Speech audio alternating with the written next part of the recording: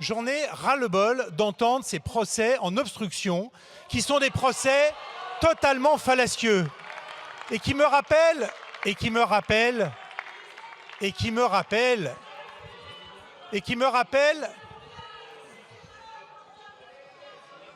vous en prie, continuez, Monsieur le Président. Je continuerai dès que je peux, dès que le tumulte cessera. Je vous invite à écouter le Président de la Commission. Dès que les tumultes cessera, et qui me rappelle la fable de l'arroseur arrosé.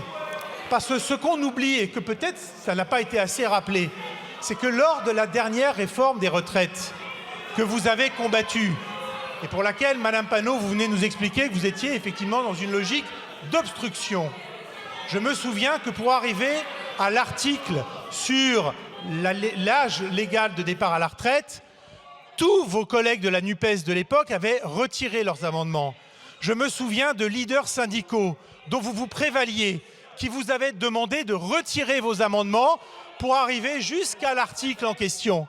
Et je me souviens du délice avec lesquels les membres de LFI avaient voulu discuter amendement après amendement, d'amendements qui changeaient un chiffre, qui changeaient une virgule, qui changeaient un mot, etc.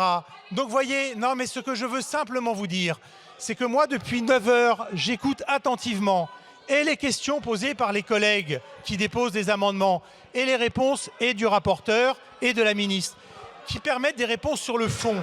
Et lorsque vous prenez la parole, chers amis de LFI, c'est toujours pour invectiver et pour donner des leçons de morale à ceux qui ne vont pas dans votre sens.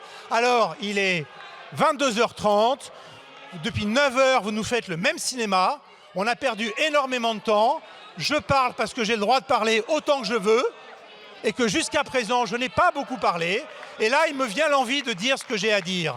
Voilà, c'est comme ça aussi la démocratie. Ben oui, eh ben oui. Alors, maintenant, arrêtez et revenons sur le fond des articles. Merci.